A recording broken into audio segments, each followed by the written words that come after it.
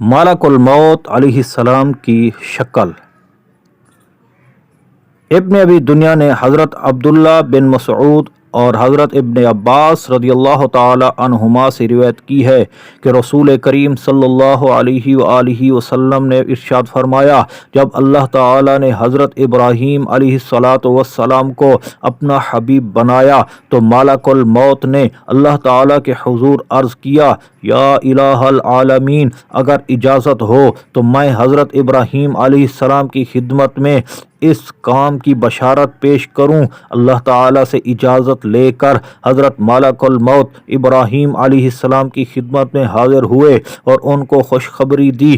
اس پر حضرت ابراہیم علیہ السلام نے اللہ تعالیٰ کی حمد ادا فرمائی اور ملک الموت سے پوچھا کہ تو کافروں کی روح کس طرح قبض کرتا ہے؟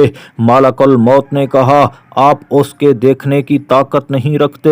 آپ نے فرمایا کہ میں طاقت رکھتا ہوں۔ تو ملک الموت نے کہا، آپ میری طرف سے منہ پھیر لیں۔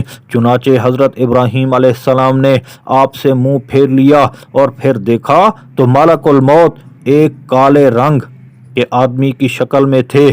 ان کا سر آسمان سے لگ رہا تھا اور تمام بدن کے بالوں میں مرد کی صورت تھی۔ منہ اور مساموں سے آگ کے شعلے نکل رہے تھے۔ یہ دیکھ کر آپ پر غشی طاری ہو گئی۔ افاقہ ہوا تو ملک الموت کو اصل حالت میں دیکھا اور فرمایا کہ اے ملک الموت، اگر کافر کو دنیا میں کوئی رنج اور مصیبت نہ ہو تو صرف تیری اس صورت کا دیکھنا ہی اس کے لیے باعث رنج و تکلیف ہے۔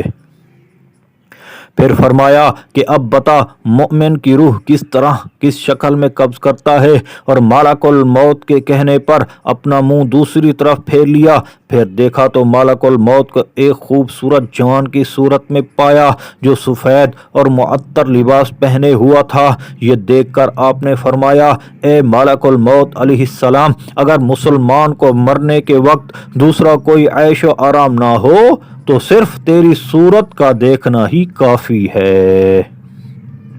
شرح الصدور صفحہ 18، کیمیائے سعادت صفحہ 743، تذکرۃ الموتیٰ والقبور صفحہ 13، مواعظ رضویہ حصہ دوم صفحہ 40۔